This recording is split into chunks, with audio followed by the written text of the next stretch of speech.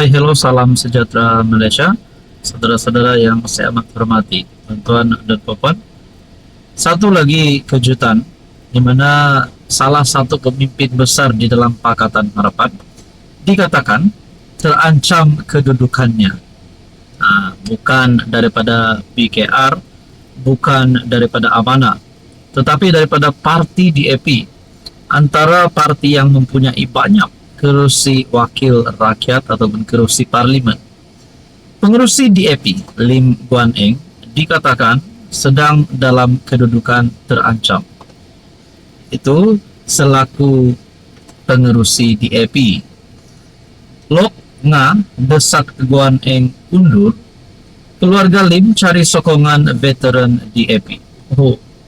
Adakah Lim Guan Eng bakal letak jawatan sebagai pengurusi DAP, bakal dipecat sebagai pengurusi DAP? Dengan pemilihan DAP yang bakal berlangsung pada Mac, kedudukan Lim Guan Eng semakin terancam selepas satu majlis makan malam Tahun Baru Cina antara dua pemimpin utama parti, Anthony Lok dan Nga Korming. Pertemuan itu bukan sahaja mengukuhkan pakatan antara Kem Lok Nga, tetapi juga dilihat sebagai tekanan kepada Guan Eng agar berundur daripada jawatan DAP, pengerusi kebangsaan DAP. Menurut sumber dalaman DAP, jika Guan Eng tidak berundur secara sukarela, dia dikatakan berisiko gagal mendapat tempat dalam jawatan kuasa eksekutif pusat CEC selepas pemilihan nanti. Menurut sumber dalaman DAP, jika Guan Eng tidak berundur secara sukarela, kalau Guan Eng tak nak berundur secara sukarela, adakah jalannya adalah untuk menggulingkan beliau ataupun menarik sokongan daripada ahli-ahli di dalam DAP untuk tidak menyokong beliau menjadi pengurusi DAP? Namun, jika Guan Eng berkeras untuk bertanding, dia bakal menghadapi cabaran sukar.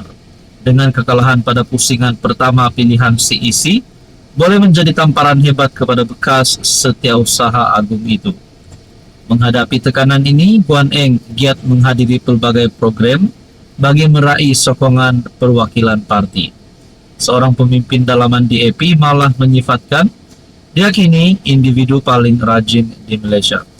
Jadi persoalan dan pertanyaan yang utama adalah, kalaulah Lim Guan Eng keluar ataupun dipecat daripada DAP, adakah beliau akan merajuk dan tarik sokongan terhadap Anwar dan akan bergerak solo? Kita pun tak tahulah. Itu hanya pertanyaan saja. Apa komen Anda? Hai, hello, salam sejahtera Malaysia. Selamat datang ke channel Health Lifestyle.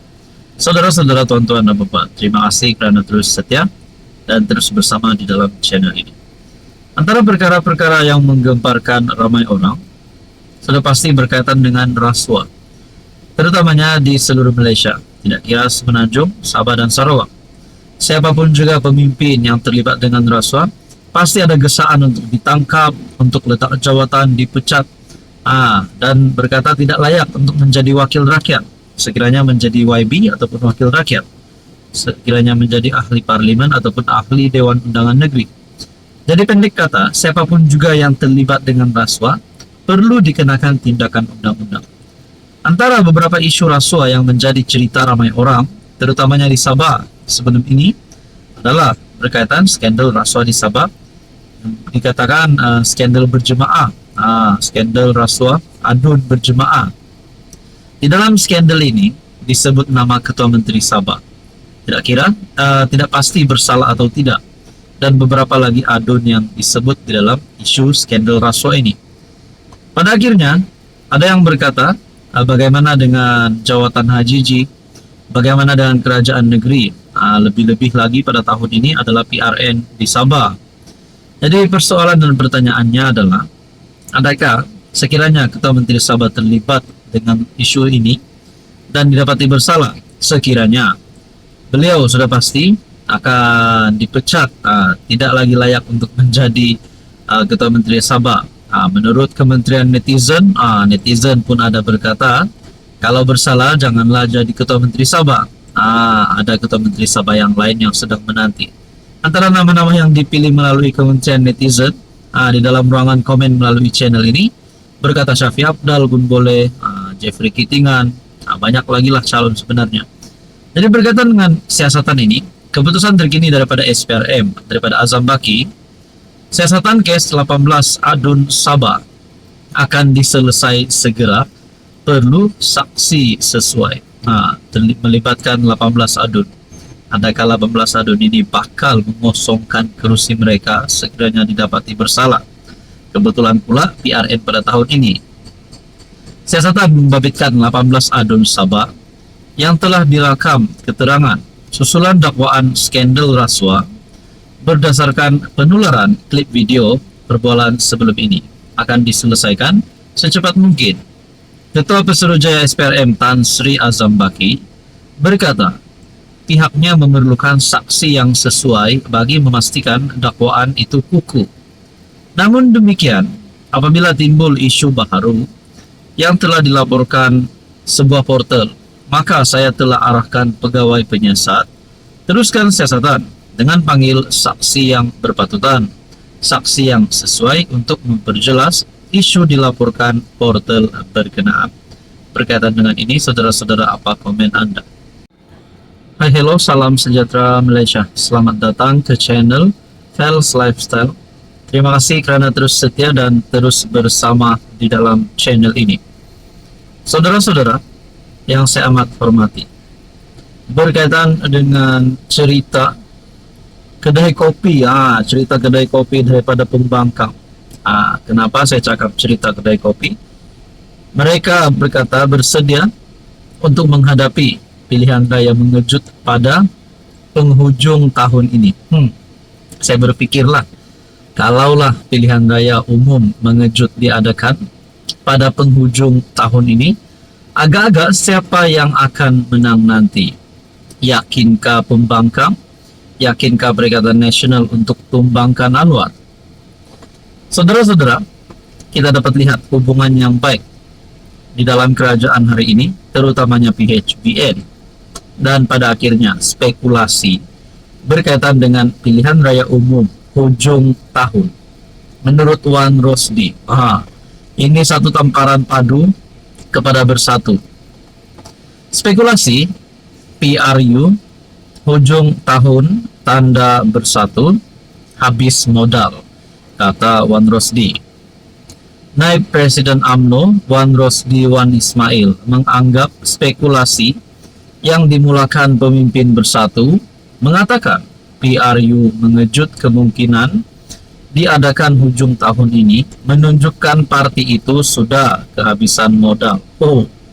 Kalau betul-betul kehabisan modal, kalau taksub sangat nak menjadi kerajaan, apa kata coba sokong Anwar pula.